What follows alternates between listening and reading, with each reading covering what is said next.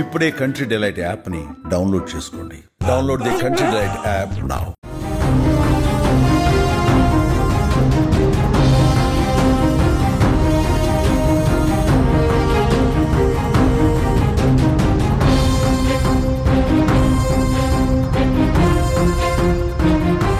BRS రెండు ముక్కలయ్యే అవకాశం ఉందా? కవిత త్వరలోనే తన పార్టీ పేరును ప్రకటించే వీలుందా? ఇప్పుడు బీఆర్ఎస్లో జరుగుతున్న వరుస సంఘటనలు డెవలప్మెంట్స్ చూస్తుంటే ఇదే వాస్తవమని అర్థమవుతోంది. కవితకి కేసీఆర్ నుంచి పిలుపు వస్తుందని రెండు రోజులుగా ఎదురు చూస్తున్నారు. కవిత అమెరికా నుంచి వచ్చిన తర్వాత లేఖ విషయంపై తనతో కేసీఆర్ మాట్లాడతారనే ఆశగా ఎదురు చూస్తున్నారు కవిత. 2 రోజులుగా కేసీఆర్ ప్రస్తుతం ఫామ్ హౌస్లో ఉన్నారు. కేసీఆర్ ఫామ్ హౌస్కి కవితని పిలుచుకుంటారనే ఒక చర్చ జరుగుతుంది. అయితే ఇంతవరకు కవితకి ఎటువంటి సమాచారం అందలేదు, కేసీఆర్ నుంచి పిలుపు రాలేదు. ఒకవేళ కేసీఆర్ నుంచి పిలుపు రాకపోతే నెక్స్ట్ స్టెప్ ఏం తీసుకుందామనే ఆలోచన కవిత చేస్తున్నట్టుగా తెలుస్తుంది. తన అనుచరులు సహచరులతో కలిసి ఆమె కీలకమైన చర్చలు జరుపుతున్నట్టుగా సమాచారం అవుతుంది. ఒకవేళ కేసీఆర్ నుంచి స్పందన రాకపోయినా, పిలుపు రాకపోయినా, లేఖ గురించి కేసీఆర్ పట్టించుకోకపోయినా, ఎందుకంటే కవిత చాలా స్పష్టంగా చెబుతున్నారు అది కేవలం కేసీఆర్కి తను వ్యక్తిగతంగా పార్టీ కోసం రాసిన లేఖ అని. ఆ లేఖ విడుదల వెనుక రాజకీయ వ్యూహం, కోవట్టులు ఉన్నానని చాలా స్పష్టంగా చెప్తూ వస్తున్నారు కవిత. ఈ నేపథ్యంలో కవిత నుంచి పిలుపు రాకపోతే కేసీఆర్ కవితను కూడా ఇగ్నోర్ చేసినట్టుగానే భావించాల్సి వస్తుందని రాజకీయ విశ్లేషకులు చెప్తున్నారు. అంటే కవిత పార్టీ నుంచి బయటకు వెళ్ళిపోయినా పర్వాలేదు అనే ధోరణిని బయట పెట్టినట్టే అని రాజకీయ వర్గాల్లో చర్చ జరుగుతుంది. ఈ నేపథ్యంలో ఒకవేళ కేసీఆర్ కవితను పిలవకపోతే, ఫామ్ హౌస్కి పిలుపు రాకపోతే కవిత స్ట్రాంగ్ డెసిషన్ తీసుకునే అవకాశం కనిపిస్తుంది. ఆ డెసిషనే కొత్తగా తను సొంతంగా పార్టీని పెట్టే ఛాన్సెస్ ఉన్నాయని తెలుస్తుంది. ఇప్పటికే కవిత తెలంగాణలో పర్యటనలు పూర్తి స్థాయిలో మొదలుపెట్టారు. తెలంగాణ వ్యాప్తంగా ఆమె పర్యటించారు. దాదాపు 42 నియోజకవర్గాల్లో కవిత బీఆర్ఎస్ పార్టీకి సంబంధం లేకుండానే సమావేశాలు, సభలు నిర్వహించారు. అంతేకాదు బీఆర్ఎస్ పార్టీ కంటే ముందే ప్రభుత్వ వ్యతిరేక కార్యకలాపాలపై, ప్రభుత్వ కార్యకలాపాలపై, నిర్ణయాలపై స్పందిస్తూ వస్తున్నారు కవిత. మొత్తంగా కవిత కొత్తగా బీఆర్ఎస్ వద్దు అనుకుంటే, బీఆర్ఎస్ నుంచి వైదొలగాలి అనుకుంటే వేరే పార్టీలో చేరుతుందనే చర్చ ఒకటి కొనసాగుతుంది. కానీ అదంతా కాదని కవిత తను కొత్తగా పార్టీ పెట్టే ఆలోచనలో ఉన్నట్టుగా రాజకీయ విశ్లేషకులు చెబుతున్నారు. అంతేకాదు కవిత సన్నిహితుల నుంచి కూడా ఇటువంటి సమాచారమే ఉంటుంది. నిన్న బీఆర్ఎస్ పార్టీకి సంబంధించిన గ్రూపుల్లో కావచ్చు, బీఆర్ఎస్ కార్యకర్తలు కావచ్చు, కవిత పేరుతో, కేటీఆర్ పేరుతో కేటీఆర్ని విమర్శిస్తూ ఒక SMS తిరిగింది. ఆ SMSలో చాలా స్పష్టంగా పార్టీ మీ జాగీరా అనే చర్చ లైన్తో ఆ SMS తిప్పారు.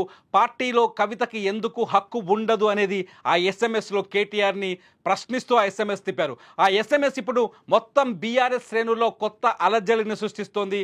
ఈ అలజడికి కారణం కవిత ఎలాగైనా పార్టీ పైన పట్టు సాధించాలనే తృష్ణతో, ఆలోచనతో ఉన్నట్టుగా అర్థమవుతుంది. ఒకవేళ కవితకి పార్టీలో అధికారిక స్థాయిలో లేకపోతే పార్టీ అధినేత స్థాయిలో నిర్ణయం రాకపోతే, పార్టీలో సముచిత స్థానం దక్కకపోతే ఖచ్చితంగా పార్టీ పెడతారు కవిత అని కూడా ఆ SMSలో ఒక చర్చ కొనసాగుతుంది. ఈ నేపథ్యంలోనే కవిత 2 పార్టీల పేర్లను కూడా పరిశీలిస్తున్నట్టుగా తెలుస్తుంది. ఒకటి, గతంలో ఆమె మొదటి నుంచి లీడ్ చేస్తున్న తెలంగాణ జాగృతి పార్టీగా మలిచే అవకాశం ఉన్నట్టుగా తెలుస్తుంది. అంతేకాదు ఒకవేళ మరో పేరులో కూడా తెలంగాణ బహుజన పార్టీ అని, బహుజన సమాజ పార్టీ అని కూడా పేరు పెట్టాలని భావిస్తున్నట్టు తెలుస్తుంది. ప్రస్తుతానికి కవిత ముందు 2 పేర్లు వినిపిస్తున్నాయి. ఒకటి తెలంగాణ జాగృతి పార్టీ, రెండోది తెలంగాణ బహుజన పార్టీ. ఈ రెండు పేర్లలో ఏదో ఒక పార్టీ పేరును కవిత ఎంచుకుంటారని, ఈ పార్టీ పేరుతో త్వరలోనే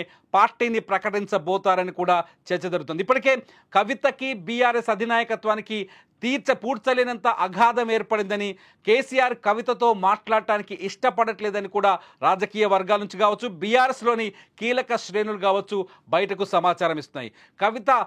అందుకే కవితని ఫామ్ హౌస్కి కేసీఆర్ పిలవట్లేదని, కవిత ఫామ్ హౌస్కి వెళ్ళడానికి ప్రయత్నం చేసిన కేసీఆర్ అంగీకరించట్లేదని కూడా తెలుస్తుంది. ఇదిలా ఉంటే కవితకు అనుమతి దొరకకపోయినా, ఫామ్ హౌస్కి వెళ్ళడానికి అనుమతి దొరక్కపోయినా నిన్న BRS working president KTR farm హౌస్కి వెళ్ళారు. దాదాపు 3 గంటల పాటు కేసీఆర్తో సమావేశమయ్యారు. కేసీఆర్తో కీలకమైన అంశాలని కేటీఆర్ చర్చించినట్టుగా తెలుస్తుంది. ఒకటి, తెలంగాణలో కవిత ఇష్యూ, పార్టీలో కవిత ఇష్యూని ఎలా సాల్వ్ చేయాలి, లేకపోతే కవిత పైన ఎటువంటి నిర్ణయం తీసుకోవాలి, సొంత కూతురు ఇలా తిరగబడితే ఎలా అనే అంశం పైన దాదాపు చాలాసేపు కేటీఆర్ చర్చించుకున్నట్టుగా తెలుస్తుంది. అంతేకాదు జూన్ 5వ తేదీన కేసీఆర్ కాళేశ్వరం కమిషన్ ముందు హాజరు కావాల్సి వస్తుంది. కాళేశ్వరం కమిషన్ ఇప్పటికే కేసీఆర్కి నోటీసులు ఇచ్చింది. కమిషన్ ముందు కాళేశ్వరం నిర్మాణంలో జరిగిన అవకతవకలు కావచ్చు, అవినీతి ఆరోపణలు కావచ్చు, కేసీఆర్ సమాధానం చెప్పాల్సి ఉంది. సో ఈ సమాధానాల కోసం ఆ రోజు జూన్ 5వ తేదీన స్ట్రాటజీ ఏంటి అనే అంశంపైన కూడా నిన్న కేటీఆర్ చర్చించినట్టుగా తెలుస్తుంది. అంతేకాదు అమెరికాలో జరగబోతున్న బీఆర్ఎస్ ఆవిర్భావ సభ, రజతోత్సవ సభకు కేటీఆర్ జూన్ 1వ తేదీన హాజరవుతున్నారు. ఆ రోజు ఎలాంటి స్పీచ్ ఇవ్వాలి అనే అంశంపైన కూడా కేసీఆర్ నుంచి కొంత స్పష్టత తీసుకున్నట్టుగా తెలుస్తుంది. మరోవైపు కవిత అంశంపైన పార్టీలో ఎవరూ మాట్లాడకూడదని, ఎటువంటి కామెంట్స్ చేయకూడదని ఇప్పటికే ఆదేశాలు జారీ చేసినట్టు తెలుస్తుంది.